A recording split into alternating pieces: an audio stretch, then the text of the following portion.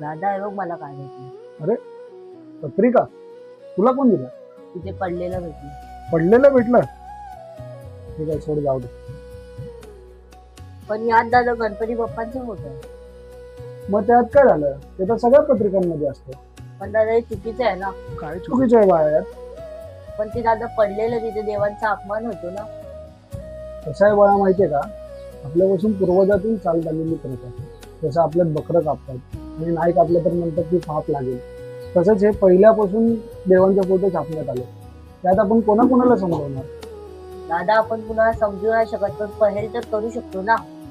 कसली पहेल बाळा? पुढे जाऊन तुझं पण लग्न होईल ना, तू पण पत्रिका छापशील ना. पत्रिकेत आपण देवांचा फोटो न घालता देवांचा अपमान होणारा आपण वाचू शकतो ना. खूप छान बोललास आहे तू. आपण याची पहेल नक्कीच करू. पण सगळ्यांना समजू तर नाही शकत, आपण पहेल तर करू शकतो ना.